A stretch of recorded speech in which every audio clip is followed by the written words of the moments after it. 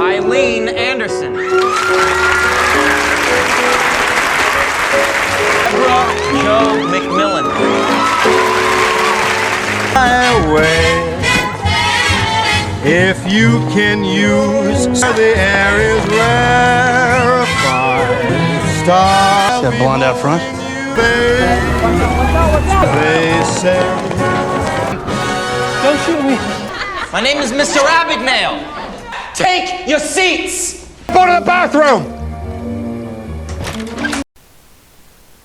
Before identity theft was digital, it was personal. Meet Frank Abagnale Jr. Forgery imposter, teenage con artist. By the time he was 19, he'd cashed millions in fake checks, posed as a Pan Am pilot, a doctor, and even a lawyer. And chasing him, an FBI agent who's always one step behind, until he isn't. This is Catch Me If You Can, based on the unbelievable true story. A game of cat and mouse that takes us across the globe, across professions, and deep into the blurred line between deception and genius. Let's dive in. Catch Me If You Can.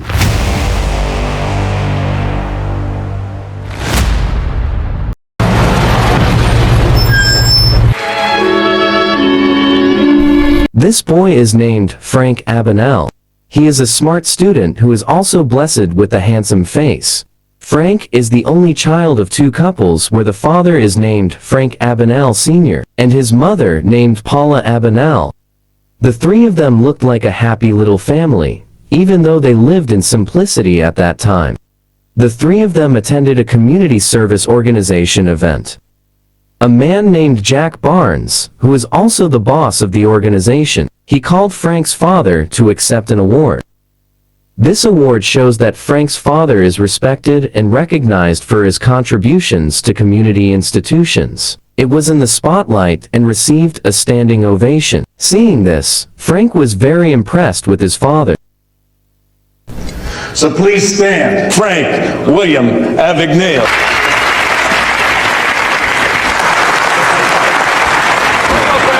For this achievement, they then held a small celebration at home.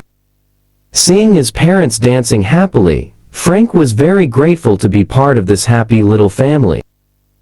But far from it, Frank's father had a serious problem, where the business is bankrupt and is in debt to the bank and has large tax arrears. All of this was not without reason, but Frank's father liked to be a con artist. Therefore, now, he needs Frank's help to carry out his actions. Because Frank was so impressed with his father, he was very enthusiastic. Frank, wake up. Come on, let's go. We have a very important meeting in the city. The next day, they both went to a clothing store to borrow a suit for Frank to wear because he didn't have any money. Frank's father uses a fake necklace trick, saying that he found it right in front of the store. Seeing this, the shop owner was affected and admitted that it was his, until the woman was ready to exchange it for a suit. After that, they both went to a bank in Manhattan City. Frank's father said that if Frank wore a neat suit and opened the car door for him, the bank manager would greet him like an important person. Frank then did it, as if he were a personal driver. Then the bank manager opened the door for Frank's father. Seeing the trick, Frank was amazed. Increasing his knowledge of trickery, Frank's father then stepped in to borrow money. But unfortunately, the bank did not give it, saying that Frank's father was being investigated by the government for tax fraud. Even though Frank's father tried to persuade him as best he could, the bank still refused because of his bad reputation. Feeling that their efforts were in vain, they were forced to return home empty-handed. Not only that, economic disasters began to befall his family. Frank's father had to trade in the car for a cheaper one to get money for the family. At home, Frank's mother was also seen crying when they had to sell the house they had lived in for years. They have to live in a small apartment. Even so, it did not make Frank drown in sadness. He believes that even though his economy is being tested, the presence of his parents is enough to complete his days. Dad, how could you just let him take our car like that? 500. Come on, Frank. Less work. A lot less work for you. Long story short, Frank is seen making his own birthday cake for his 16th birthday. That made the father feel touched by it. As a birthday present, Frank's father gave him $25 of his savings in the form of a check. The father also gave some blank checks with Frank's name on them, just in case Frank needs it. Frank, who was very happy, then hugged him. Thank you for always caring about him. It was from this check sheet that Frank began to become a skilled fraudster. After that, Frank then went to his new school. When he asked where his classroom was, a man deliberately nudged him hard. Frank couldn't fight back, but he held a grudge against him. In class, Frank meets the boy again. The boy also said that Frank's clothes looked strange, and he looked like a teacher. Hearing that, a crazy thought crossed Frank's mind. He wrote his name on the blackboard. He introduced himself as a new teacher. He shouted and scolded everyone like an experienced teacher. Even more amazingly, they believe in their role. A woman then came in saying that she was a substitute teacher in his class.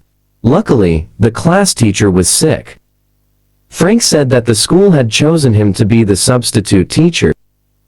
It looks like a substitute teacher. Quiet down, people! Take your seats! My name is Mr. Abagnale. Will somebody please tell me where you left off in your textbooks? Class here, and read conversation number 5. Donsler pays Q. I always sub for Roberta. You tell them not to call me! Long story short, after a week, Frank's parents were seen meeting the principal. The principal said that for the past week, their son had been pretending to teach his class. Like a teacher, he gives difficult homework. Even crazier, Frank asks for contributions from all students under the pretext of going on an excursion to France. Therefore, parents complained to the school because every day their children had to bring large amounts of money. Because of Frank's behavior, his mother apologized and promised that her son would not repeat it again. Unlike his father, where his reaction was limited to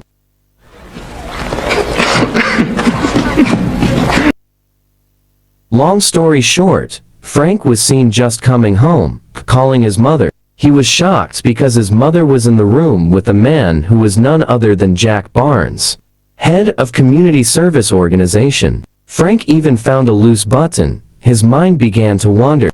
Frank's mother didn't want her son to be suspicious, so she tried to offer him food, and even gave him a lot of money, making Frank overthink more. The next day, Frank found men's clothing again. Someone then came out. Meanwhile, Frank, annoyed, tells him to stay away, but this time, he misunderstood. He took Frank to the room where his parents were also. He explained that he came from a divorce office. His mother explained to a still confused Frank that she and his father had decided to divorce. Hearing this, Frank's heart was broken. The man explained that Frank had to fill out a form and choose who he would live with. His father said that whoever you choose, we will all always be together. His father reassured Frank that even though we were divorced, we were still family. Frank thought that adults easily said things like that without feeling the position of a child. The warmth he always felt now turned into raging emotions. If father or mother is a choice, then the best answer for Frank is to run away from both of them. There's no wrong answer. I want to see a name on that line. Promise to Fleetwood with a final destination. One ticket to Grand Central, please. As the days passed, independent living in Los Angeles seemed to be not as smooth as Frank had thought. He was often thrown out of various hotels because the money on his checks was always rejected. Frank then tries to engineer his check by changing his birth date to be 10 years older. Frank also changed the name on his checks from Frank Abagnale to Frank Taylor. He then went to every bank to be defrauded. However, it was always rejected on the grounds that checks from a bank could only be cashed at the same bank. Frank was starting to get worried about all this. Meanwhile, he didn't have a place to stay when he went home. In his despair, his eyes suddenly brightened when he saw a pilot accompanied by beautiful flight attendants. Frank followed him, while imagining that if he were a pilot, maybe his life would be as good as that person's. From there, a crazy desire arose. Frank decided to become a pilot.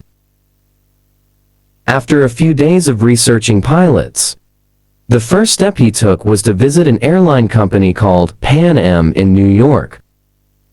He tried to convince an officer by posing as a school journalist. Frank then meets a pilot recruiter named Mr. Morgan. With his acting skills, Frank managed to get some important information about a pilot. In fact, Mr. Morgan gave Frank an expired flight license. But in Frank's hands, that's not a problem. Mr. Morgan also said that in addition to having a flight license, a pilot is required to have a bag identity license. Where to get it? You have to be a real pilot. Knowing these two conditions, Frank's charade to become a pilot begins. Frank then called the airline's customer service, convinced that his uniform was gone. With sentences and tones like a pilot, Frank managed to trick him. He was then told to go to a uniform company to take measurements. Later, during the uniform measurements, the tailor asked Frank why he seemed nervous. Frank's face also looked foreign to him, unlike the previous pilots.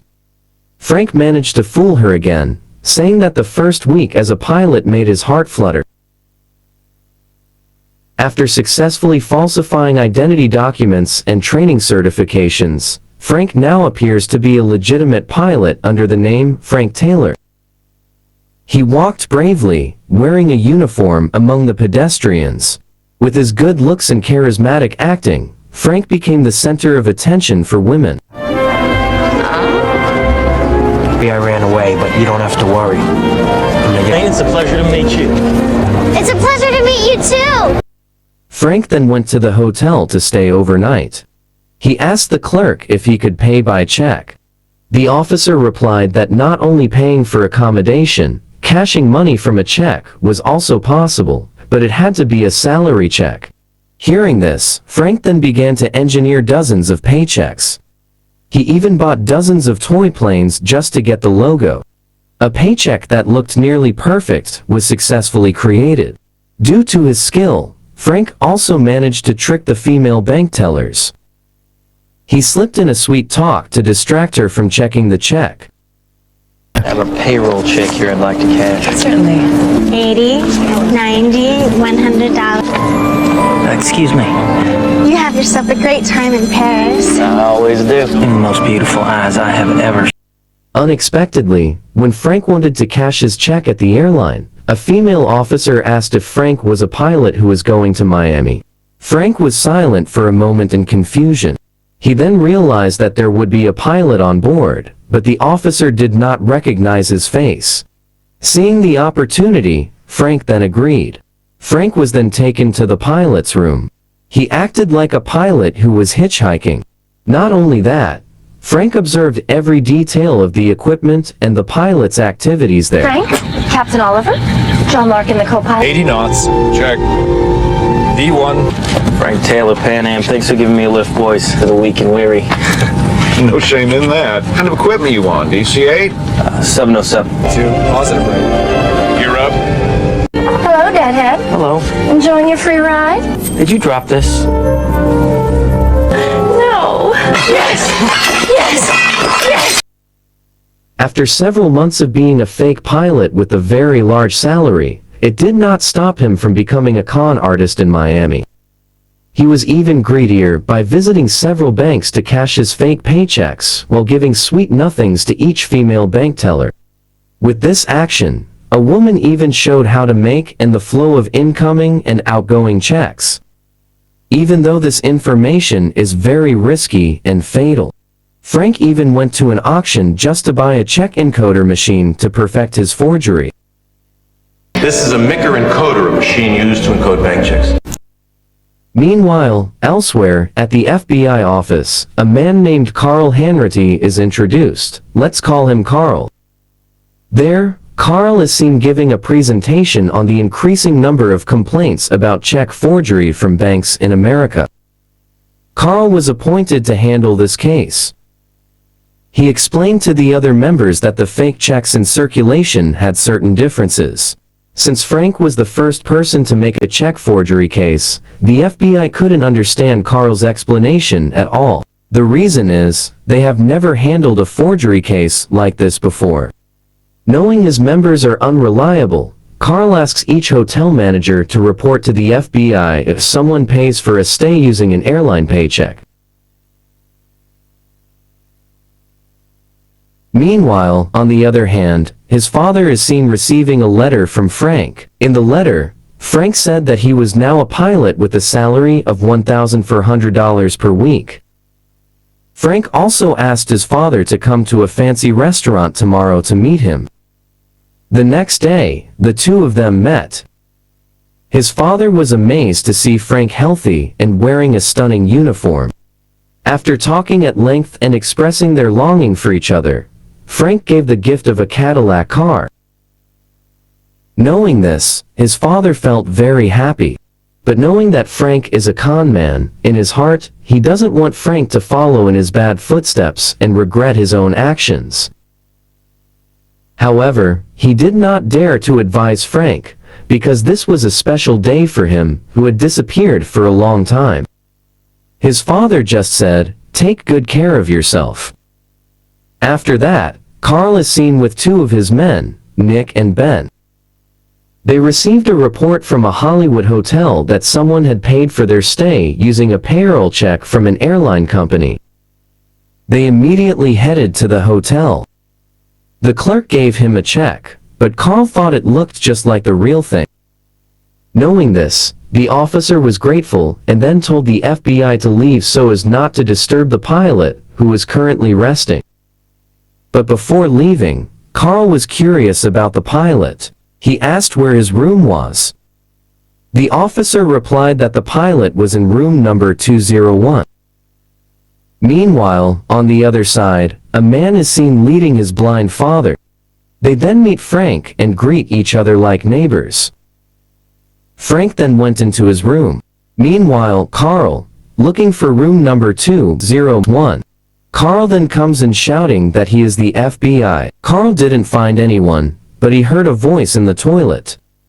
Then tell him to get out or he'll shoot him. Frank shows his intelligence in acting. He came out without the slightest bit of nervousness and with a relaxed face, while calming Carl down. Frank then said that his name was Barry Allen, an American secret agent who happened to be looking for a suspect in check forgery. Frank also said that the FBI's arrival was too late. He and his friend have successfully arrested the suspect. He began to show Carl all the sentences and movements of a secret agent.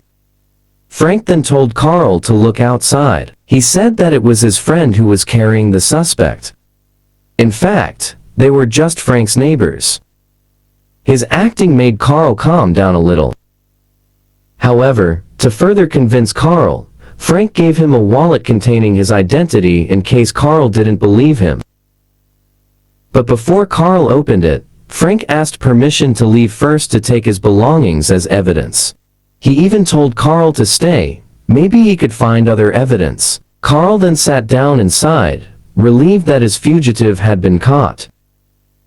After a few minutes, Carl then opened Frank's wallet. He was shocked after finding out that the wallet was just a collection of stickers.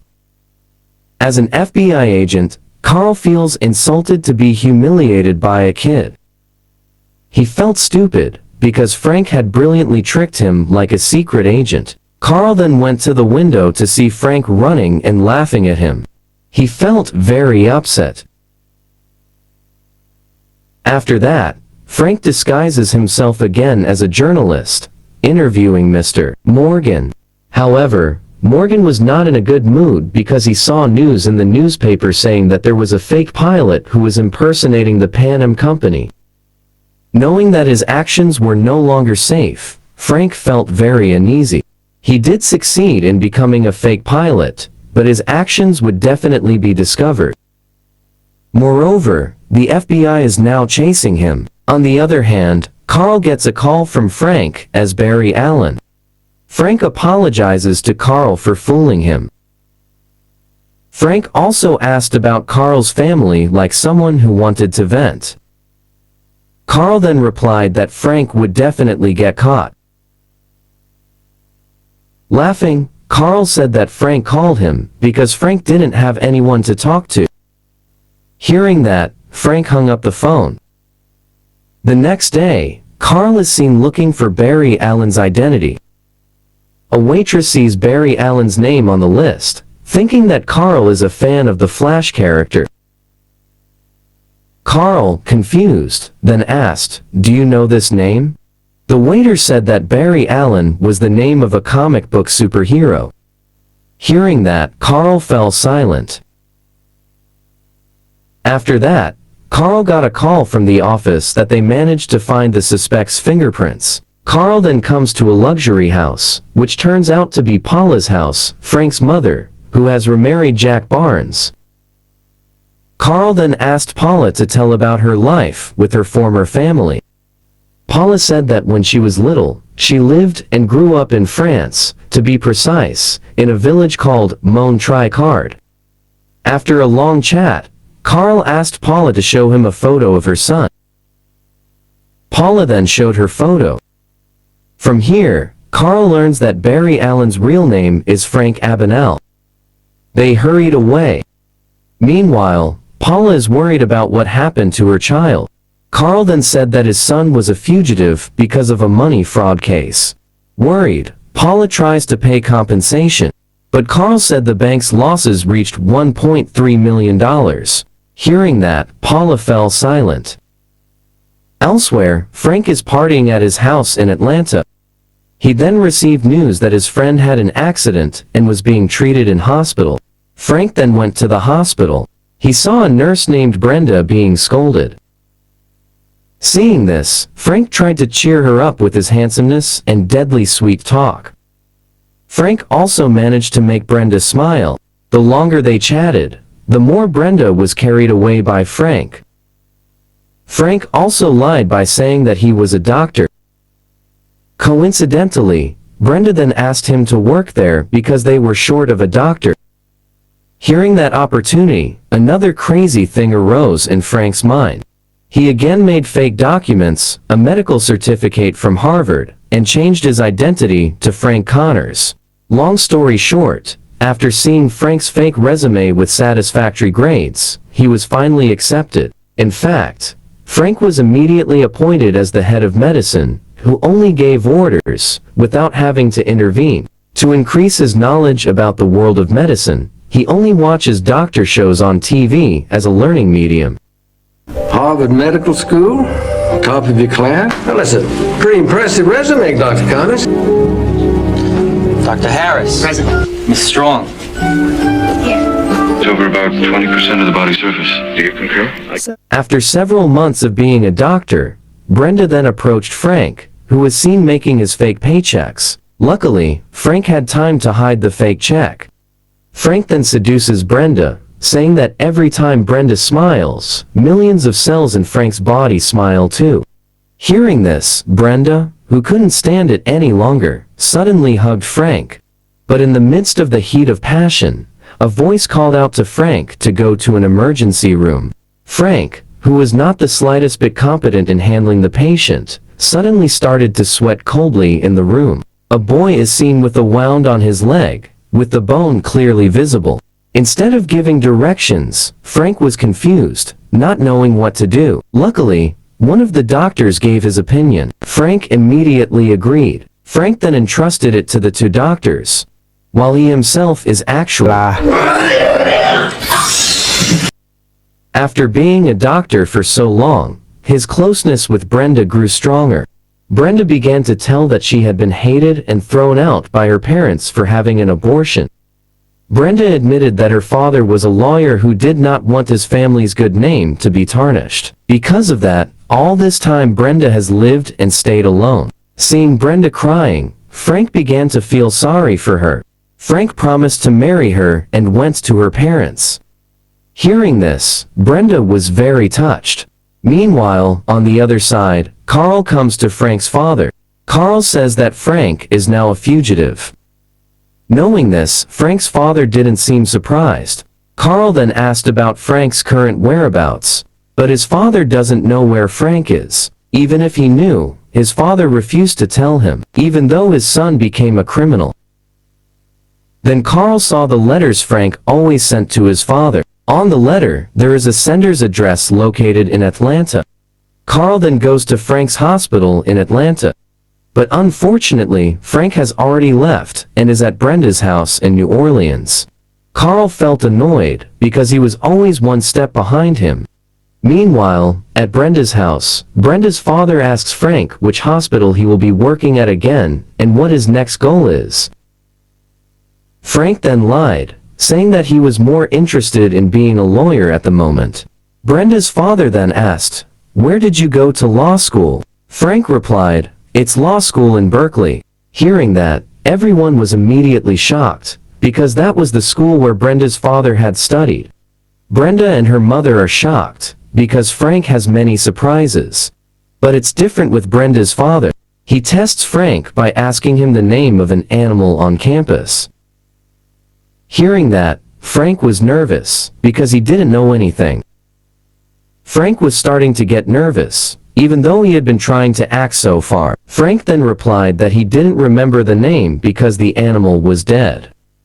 Hearing that, Brenda's father concluded that Frank was a liar, because the campus actually did not have any animals. The next day, Frank met Brenda's father, who was waiting for him. There, Brenda's father wants Frank's honesty. Who is Frank really, and what is his purpose in approaching his daughter to the point of wanting to marry her? Frank was really nervous. He just realized that the family he was trying to enter his life was a smart and respected family. He really couldn't brag in front of Brenda's father anymore. Therefore, Frank tried to surrender and be honest by saying, "I'm not a doctor, not a lawyer, nor a pilot. I'm just an ordinary man who fell in love with your daughter."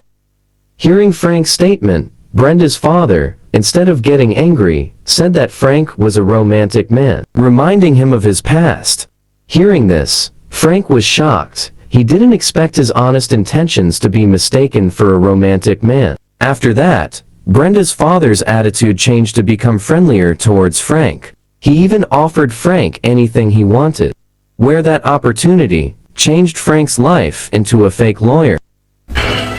So what are you, Frank? I'm not a doctor. I'm not a lawyer. I'm just a kid who's in love with your daughter. You're a romantic. That's the question you came here to ask me. After that, as usual, Frank returned to making his fake documents. He learned about law through TV and took the test exam. Luckily, Frank passed and officially became a lawyer. Over a long period of time, Frank could be said to have been successful as a lawyer because of his skill in speaking and satisfying his clients in New Orleans. Even though Frank is not married, his presence is very much accepted by Brenda's family. He saw Brenda's harmonious parents, reminding him of his own parents. The next day, Frank tries to meet his father. Frank said that he is now a lawyer.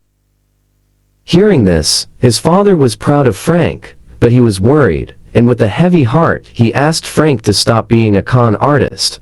As a father, he advised Frank that bad actions will bring bad things too, like where he is now, where he has gone bankrupt, lost his wife, love, and a child who is wanted by the FBI. His father apologized and regretted his actions. He did not expect Frank to follow his bad path in life. Hearing that, Frank immediately stood up, wanting to surrender himself to the police. His father then calmed him down by saying that he had only told him to stop, not to surrender. His father was very worried, because a few days ago, FBI agents came to him and asked about Frank's whereabouts. Not only that, the FBI also works with police from all major cities to narrow down his movements. Knowing this, Frank then left his father. Meanwhile, at the FBI office, Carl gets a call from Frank. Frank said he would get married, he would stop being a cheater, and please don't ever chase him again. Carl then replied, "It's good that you will stop, but the law still applies. You know, even your debt has now reached $4 million. Frank hung up the phone again. The next day, the long-awaited moment arrived, where Frank was now engaged to Brenda, a party event that looks very crowded and wrapped in luxury. Brenda's friends are amazed by Frank's good looks. They said that she was lucky to get a prince. Their engagement was attended by prominent people. But in this happiness, unfortunately, Carl and his men came. Knowing this, Frank was devastated. He didn't want to get caught, and he didn't want his party to end in disappointment. Frank then took Brenda to his room, to have a serious talk. Because of the emergency situation, Frank said that if Brenda really loves him, then she should accept Frank for who he is. Frank admitted that he was not a doctor, a pilot, or a lawyer. Frank said that he was a con man who was being hunted by the FBI, who were now out to catch him. Frank apologizes because he has to leave Brenda while showing her the money from his crimes. Frank asked Brenda to go to Miami tomorrow, meet him at the airport, so they could both run away and live in France. In a state of shock, Brenda, who was already dead in love, agreed with Frank's words. Carl then arrives, but again Frank has escaped through the window. He just looked at Brenda, who was in shock, with a blank stare while holding money in her hand, thinking about the engagement that disappointed and embarrassed her family. The next day, as promised, Brenda waited for Frank at Miami International Airport. Frank then came, but he had to abandon his intention, because Frank felt something was odd. Brenda did leave on her own, but the FBI was seen watching her. Because he didn't want to be caught, Frank reluctantly had to leave Brenda, who had come all this way for him. Meanwhile, at the airport, the FBI agents on standby bet that Frank may never travel by plane again. Carl then denied it, because he knew Frank's movements very well. Carl said, if not now, maybe Frank will move the next day. From that, Carl asked all police to be on guard at every airline. Meanwhile, on the other hand, Frank once again had a brilliant idea. With his fake pilot identity and fake passport, Frank hatches a master plan. He then called a college, pretending to be a pilot from Pan Am Airlines, who wanted to recruit 8 flight attendants from the college. Amazingly, he was greeted enthusiastically on campus because of his very convincing acting. Frank then selected 8 women. He said that they would go on a training tour with him to Europe. Regardless of intelligence and good communication, Frank only selected 8 very beautiful women. The next day, Frank is seen with his 8 flight attendants. The idea seemed very effective, distracting the police. The ladies walked while spreading their charms, attracting the attention of the police. Meanwhile, Frank was hiding behind them. Frank successfully outsmarts Carl and the police. Where when they were busy looking for Frank, he was actually on his flight to France.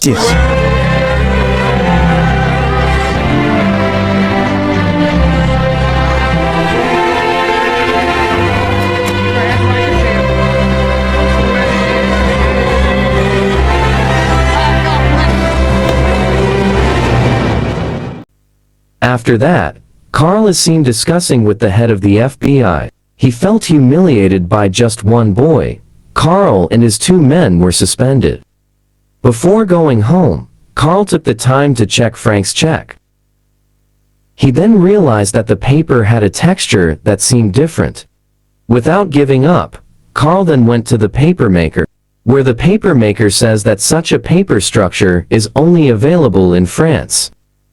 After hearing this, Carl remembered what Frank's mother, Paula, had said, that she lived and grew up in France, in a village called Montricard. Realizing this, they then went to France. Upon arriving there, after digging up information from local residents, it was discovered that Frank lived in a warehouse. Carl then entered the warehouse. In it, Frank is found mass-producing his counterfeit checks. Seeing Carl's arrival, he was very surprised. Frank was so panicked that he acted like a child who didn't want to go to jail. Carl knows that Frank has no one in France. Then Carl said, "Calm down, Frank. I won't hurt you. You are smart, but still a kid. I admire your genius, but this is all over because of your own greed. So, trust me, come with me, so that you will not be held back here. Frank, who is still very young, of course has mental limitations. All his ideas had been exhausted. To escape and hide in France, he felt he was no longer able to think. Frank then surrenders, on the condition that Carl promises to take him to America. Carl then agreed. While they were outside, suddenly, the French police came to arrest Frank. Frank began to get scared, feeling that Carl was not keeping his promise. Carl then tries to talk, but the police insist that they have the authority to arrest Frank and imprison him in France. Frank was also taken with him.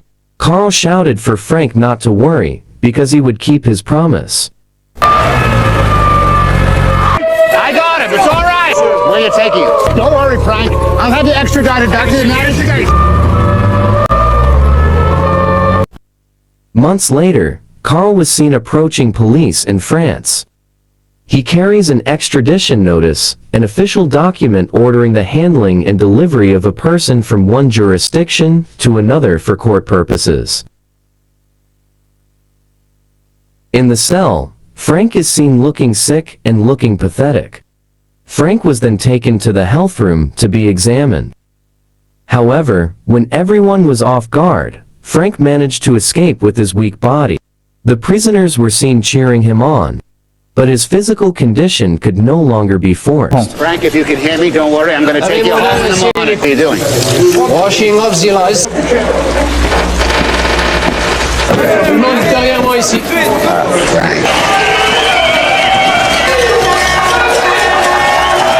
Okay, Carl. Let's go home. After that, on the plane, Frank told Carl that he couldn't wait to meet his father. Carl apologizes to Frank that his father died from falling and breaking his neck. Hearing that, Frank was devastated. He didn't even say goodbye at the last meeting with his father. However, from the news of his father's death, Frank regretted that all his actions were nothing other than his own karma. Frank regrets putting greed before his own father. Frank then cries in the toilet, lamenting his regrets. After a long time, Frank still didn't come out. Carl breaks down the toilet door, but Frank is gone. Frank is then seen escaping from the bottom of the plane. Long story short, that night Frank then came to Paula's house. He wanted to go in and greet his mother, but a girl appeared who was none other than Paula's daughter. After finding out about this, Frank changed his mind, not wanting to disturb his mother's life. The police then came back to take him away. Hearing the commotion from outside, Paula then looked from behind the door, guessing who was behind the police car. Frank was tried for his crimes. He was sentenced to 12 years in prison and placed in solitary confinement. 1 year has passed. Carl is seen visiting Frank. He asked how Frank was doing and told him that his wife and daughter were doing well. After exchanging stories, Carl said that there was currently a check fraud case that had overwhelmed the FBI. Frank then asked him to show one of the checks. After seeing it, Frank explained every detail of the oddity that the check was indeed fake. Hearing every detail she said, Carl felt amazed by her. Carl then had an idea. The next day, Carl takes Frank to see the head of the FBI to review some checks. With his detailed knowledge and explanation, Frank said that all the checks were fake. Due to his expertise in exposing forgeries and the increasing number of fraud cases, the head of the FBI offered him parole as long as Frank worked for the FBI under Carl's supervision. They get used over and over again, so you always get worn. 6s and a 9s. See, they go first.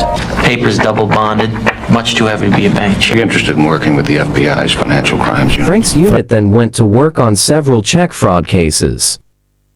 He managed to solve all these cases. This makes Frank's position trusted by the FBI. Due to his excellent performance, Carl decided to release him from his supervision. Even so, it did not hide his sadness towards the father he loved. Frank is free to do whatever he wants, but his main desire is to make his father happy. Because of that, after his father died, Frank felt like he had no purpose in life. One day, Friday to be exact, after months of working, Frank saw a pilot's uniform. He then came to Carl, asking him to go on a holiday, but Carl refused, because he would use his vacation time for his family.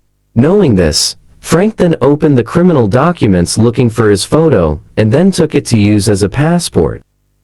Frank intends to return to being a fake pilot, and go to Europe. The next day, when Frank was about to lead the flight, Carl then appeared, following him, but instead of preventing him, he asked him to be careful.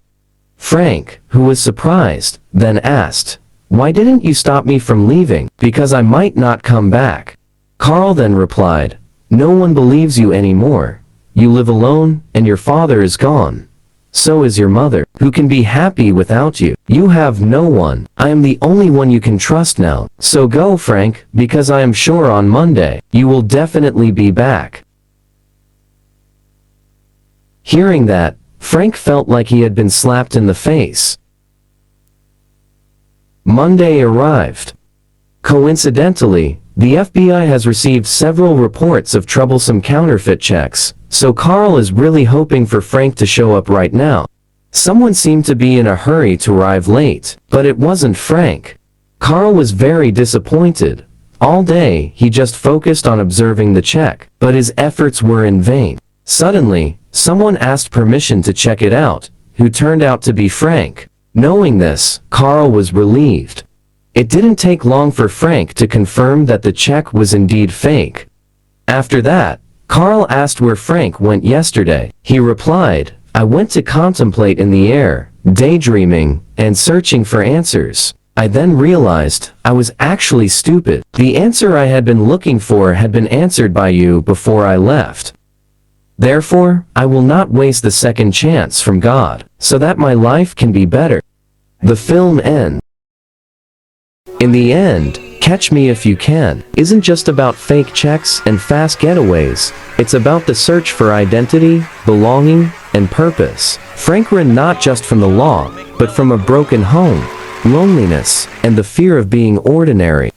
The film reminds us that intelligence without direction can be dangerous, but with guidance even the most lost among us can find their way. It also speaks to empathy. The FBI agent who pursued Frank didn't just see a criminal. He saw a young man who needed help. Thanks for watching our recap of Catch Me If You Can. If you enjoyed the story of deception, redemption, and the chase, hit like, subscribe, and catch us next time. Merry Christmas! You're gonna have to catch me.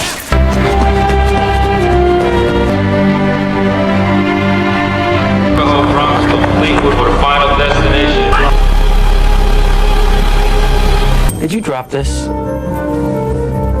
No. Thanks for watching. Don't forget to like, comment, and subscribe for more inspiring movie recaps.